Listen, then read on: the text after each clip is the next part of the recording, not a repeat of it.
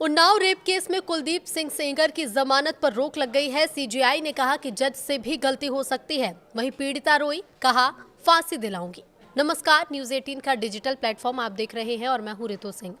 Unnao rape case में rapist पूर्व BJP विधायक कुलदीप सेंगर की जमानत पर सुप्रीम कोर्ट ने रोक लगा दी है। कोर्ट ने सेंगर को नोटिस जारी करते हुए जवाब मांगा। मामले में 4 हफ्ते बाद सुनवाई होगी। सेंगर को दिल्ली हाई कोर्ट ने 23 दिसंबर को जमानत दी थी।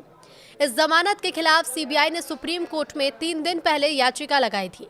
सोमवार को चीफ जस्टिस सूर्यकांत, जस्टिस जेके माहेश्वरी और जस्टिस ऑगस्टीन जॉर्ज मसीह की बेंच में सुनवाई हुई। बेंच ने दोनों पक्षों की करीब 40 मिनट तक दलीलें सुनी।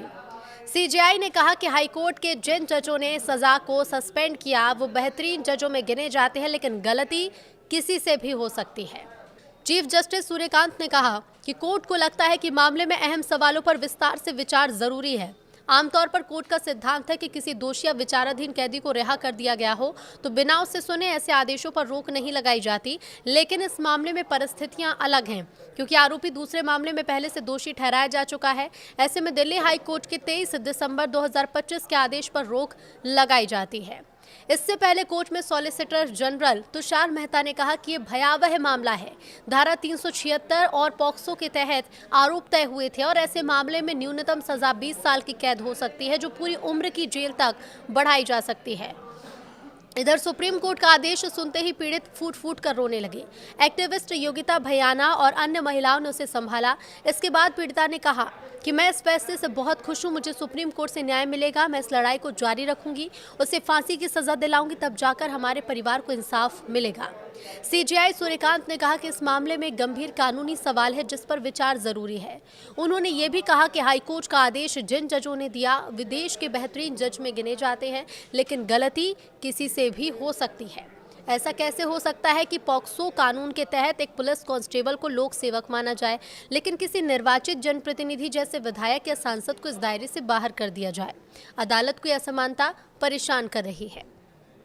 जस्टिस जेके माहेश्वरी ने सवाल उठाया कि हाईकोर्ट ने अपने आदेश में साफ तौर पर कहा भी है या नहीं कि आरोपी धारा 376(2) के तहत दोषी है या नहीं। अब इस पर वरिष्ठ वकील हरिहरन ने कहा कि किसी कानून में दूसरे कानून से परिभाषा उधार लेकर लागू नहीं की जा सकती। सुप्रीम कोर्ट में सुनवाई के दौरान पूर्व गृह मंत्री लालकृष्ण आडवाणी का जिक्र हुआ।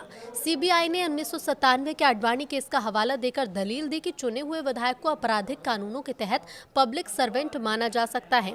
अगर विधायकों को भ्रष्टाचार जैसे अपराध के लिए सरकारी कर्मचारी माना जा सकता है तो बच्चों के खिलाफ यौन अपराध से जुड़े मामलों में भी यही सिद्धांत समान या उससे ज्यादा सख्ती से लागू होना चाहिए।